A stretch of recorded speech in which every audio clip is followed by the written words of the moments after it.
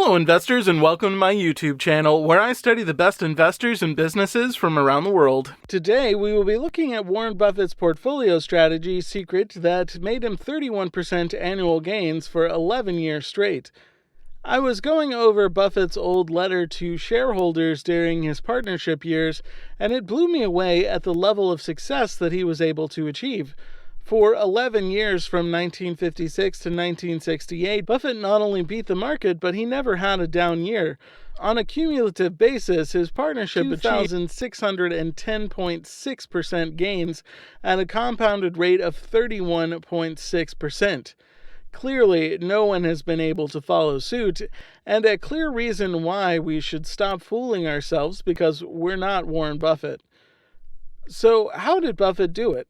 There are so many books on the types of companies Buffett likes to buy and how his holding period is forever, but few mention his strategy from the early days of his partnership where operations were run differently to today. He had immaculate control and allocation of his positions, and when he found a no-brainer, he was not afraid to dump 40% of the portfolio into a single company, such as American Express, following the salad oil scandal.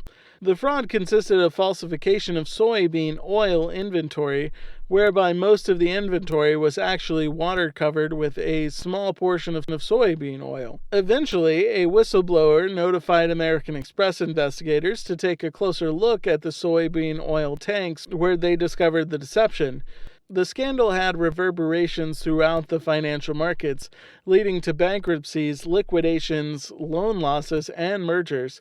Of course, as Buffett would say, be fearful when others are greedy and greedy when others are fearful. Although the partnership results suggest that Buffett was able to find a no-brainer once a year to go all in, I doubt that is true. What Buffett was kind enough to do was to provide his method of operations in most of his yearly letter to partnership shareholders.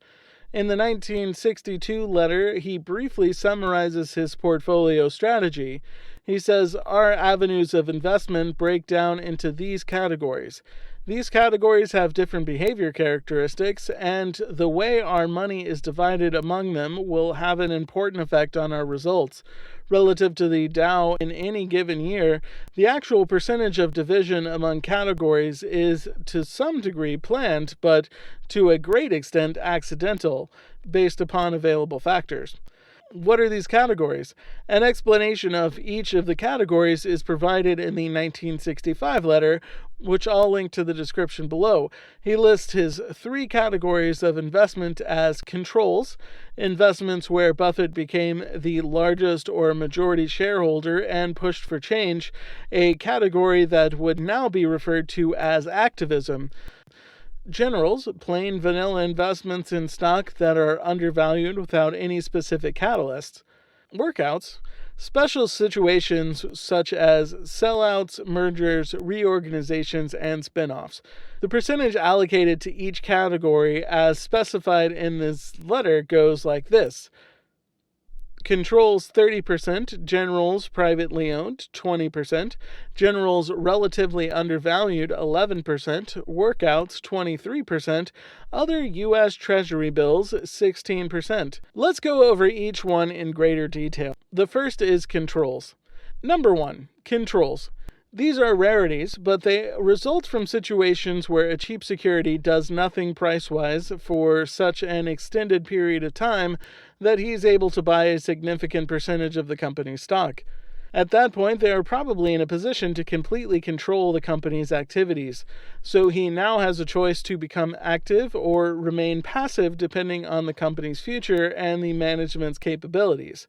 The second is generals, which he breaks down into private owner basis generals and relatively undervalued generals.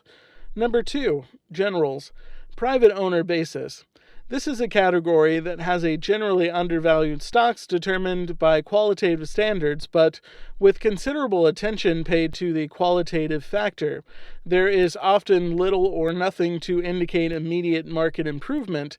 The company lacks glamour, and the market isn't too concerned about them. Their main qualification is a bargain price. That is, the company is substantially below what his analysis says its value is.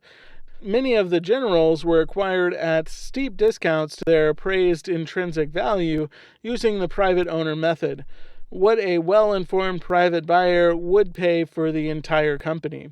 These tended to be much smaller companies where, if the stock remained dormant in price for long enough, Buffett would come to gain a large enough stake to have say over how it was being run. Number 3, generals, relatively undervalued. This category consists of securities selling at prices relatively cheap compared to securities of the same general quality. So, these are companies that he deemed too large for a single private owner to acquire, but that were still undervalued relative to where peer companies were trading. The essential methods involved in investing in generals comes down to doing good valuation work and doing it consistently. Intrinsic value can be estimated a number of different ways. Most are a derivative of an appraisal of either the value of the company's number 1 assets or number 2 earning power. Each method, assets-based or earnings-based, can be useful at different times, and indeed they are linked. The value of any asset will always be linked to the earnings it is capable of producing. However, one approach is typically more practical depending on the situation. Number 4, workouts. These are securities with a timetable. These opportunities come from corporate activities, sellouts, mergers, reorganizations, and spinoffs. A workout is a special situation where an investor does not rely upon the market to record a gain on his investment.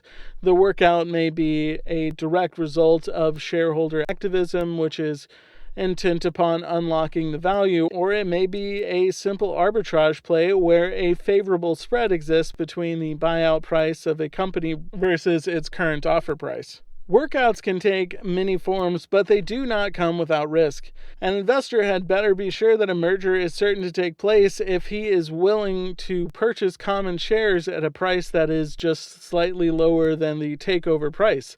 If the merger fails for any reason, the price of the stock is almost certain to drop to well below the price that the arbitrage investor paid for his shares. So, by finding companies in these 3 categories, Warren Buffett was able to make a 31% annual gain over 11 years straight. Let me know in the comments below if you think that these categories are still relevant in today's markets as it was in 1965. Thank you so much for watching, and if you like this video, please share it with your friends and family. It helps the channel a lot. Leave in the comments section your thoughts about the next video and who we should cover next. With that said, thank you guys so much for watching this video, and I'll see you in the next one.